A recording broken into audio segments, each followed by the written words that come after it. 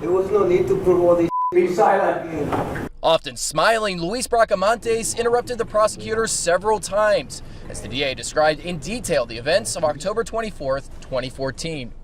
Be silent. They don't want to allow me to do that. Ladies and gentlemen, jury, please step out of the hallway. They're dead. Judge Steve White eventually had to dismiss the jury for a short time as Bracamontes showed little remorse, being accused of killing Sacramento County Deputy Danny Oliver and Placer County Detective Mike Davis. Prosecutors told how Bracamontes stole a Placer County squad car, and how responding deputies, Davis included, originally thought he was also a deputy. In the confusion, a witness was also almost accidentally shot by one of those deputies, but a last-minute decision saved his life. I don't regret that. The only thing that I regret is the kill too. I wish I killed more of those. Luis Bracamontes' attorneys have said he's not always cooperated with them. During their opening statements, they said they're not trying to prove his innocence.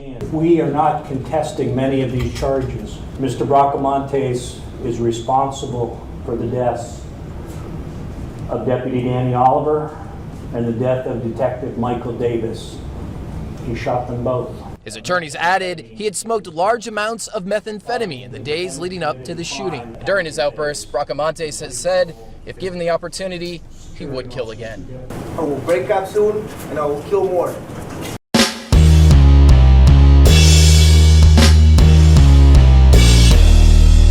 How is everybody doing? My name is Anthony Brian Logan, and today, of course, we got to talk about what you just saw, that video of this fool in court, a guy by the name of Luis Bracamontes, who killed two police officers in Sacramento in 2014, an illegal immigrant who had been arrested and deported many times from Arizona.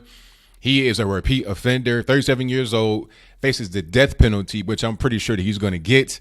I mean, when you're in court talking about, yeah, I did it, you show no remorse, you're laughing, you're jovial. And this ain't the first time he's done this. He's done this in court before, probably for some of the other charges in Arizona. He's behaved the same way. So this guy obviously does not care about what he does. You even heard him say that he's going to break out and continue to kill. This is the kind of person that is the face of illegal immigration. Okay, they don't fear any kind of consequence. They feel like they can do whatever they want to do. They go to these sanctuary states such as California to behave in an abhorrent way, in a criminally devious way. It's really a shame. His wife is 41 years old. She faces life in jail. I'm not quite sure exactly what she did. I assume that she was an accomplice to the murders in question. But this is just one more example of illegal immigration and the pitfalls of it. People say, oh, the people come over here, they're your fruit pickers and your bed makers. I didn't say that. Barack Obama said that. Fruit pickers and bed makers. Okay, sure, of course you're going to have some of those. I mean, in every group of people that may do a wrong thing, you may have some people that do good and only do good. But obviously, people that do wrong sometimes commit crime that's heinous as well. The crime was committed already from coming into the country illegally. That's something that we can't really get beyond.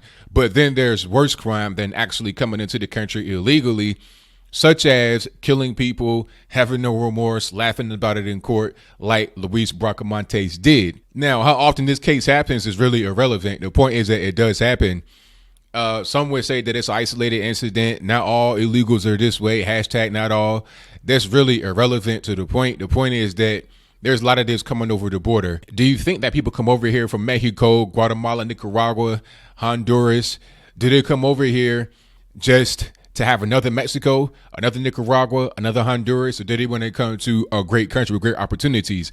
They don't want trash like that following them. And if that's the case, if people come over here for a great opportunity to get away from trash like Luis Bracamontes and his wife, then you need to have some kind of security right there at the border to prevent them from coming over. Also have some kind of actual legal immigration system. It's in place right now. All we got to do is follow it. All we got to do is just adhere to the rules rather than having sanctuary states like California. And it's really a shame for the people in California. I'll talk about them in a different video in a little bit more detail. But it's really a shame because you got a lot of hardworking, regular, everyday people that have to be subject to the tyranny of their rule.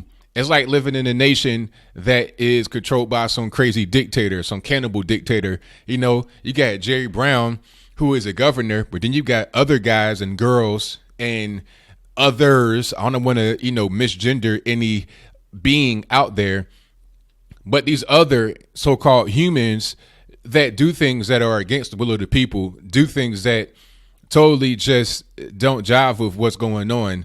And the main thing in this case, as I close, is being a sanctuary state.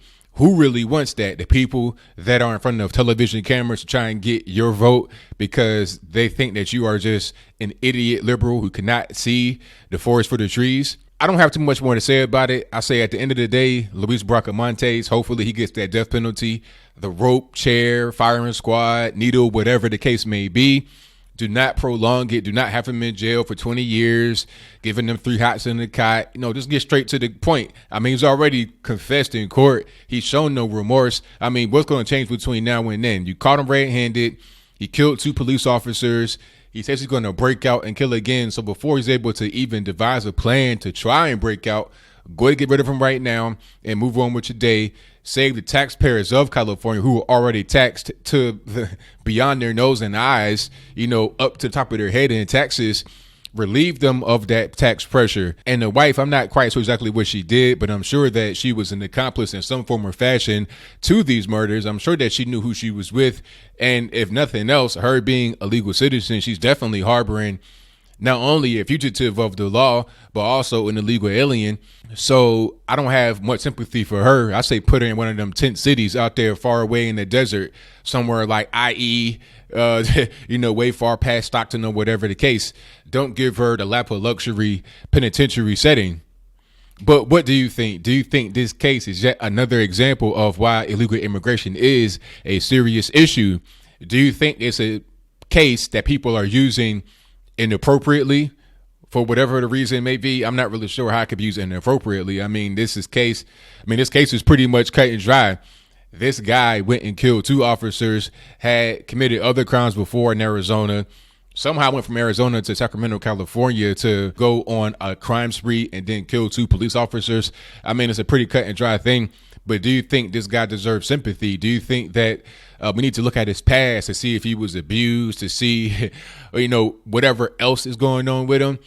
I don't think so. I think at the end of the day, if you do the crime, do the time, whether it's just a short period of time before you get the rope or a long period of time where they make you suffer. But whatever your thoughts are, please let me know in the comments below.